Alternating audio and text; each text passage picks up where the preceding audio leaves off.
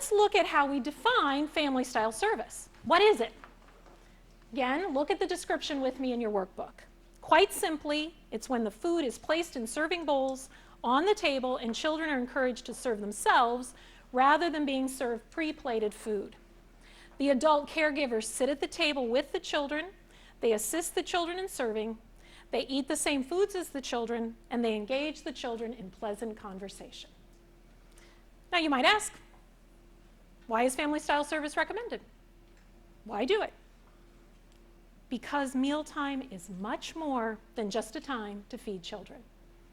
It's a time for children to learn new skills, time to build independence, a time for them to practice getting along with others in a community setting, to learn manners, to practice the art of conversation, a time to learn from adults and other children in a relaxed and pleasant setting. Mealtime is just as much an opportunity for learning as any other activity that takes place in your childcare program. However, if we attempt to have children serve themselves without making the environment child-friendly, we can set ourselves up for failure. So it's not surprising that most childcare directors and teachers choose not to do it, to choose not to have children serve themselves.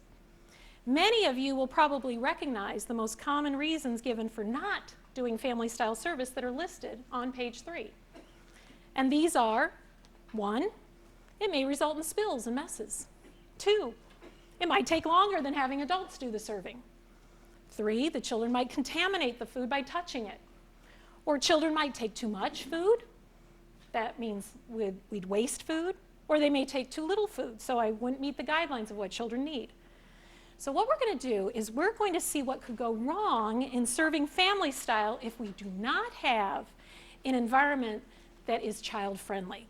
So I believe we have 4 volunteers, and they're going to position themselves so that, have you got it, so that your rear ends are on the chairs but your feet are dangling? Okay, very nice, ladies. I know it's kind of uncomfortable. And now they're going to pass the bowl of peaches, and they are each going to put some peaches on their plate.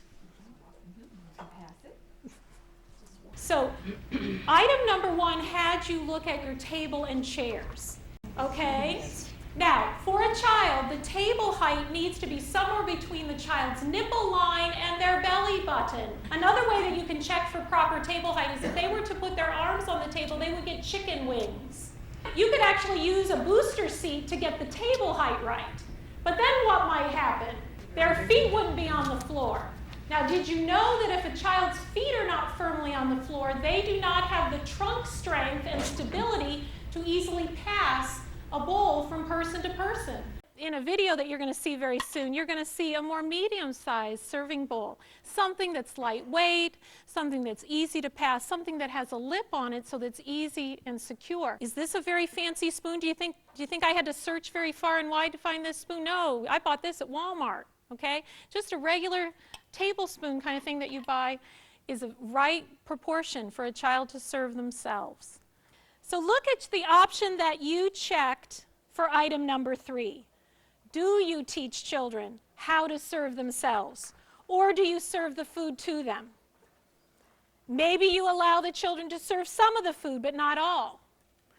Children can learn how to safely serve themselves without making any messes or contaminating the food. But it does require patient instruction and guidance from adults at the table.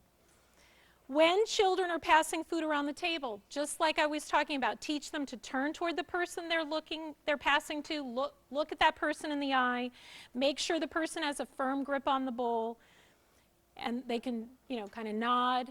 So again, they're learning manners, they're learning communication. Certainly food safety is a natural concern when children serve themselves. But just like all the other skills involved in family-style service, children can learn how to pass food and use utensils without contaminating the food. And the recommended resources that are at the end of this section tell you how to teach absolutely every part of family-style service. And so you can access those and work with your staff to do that.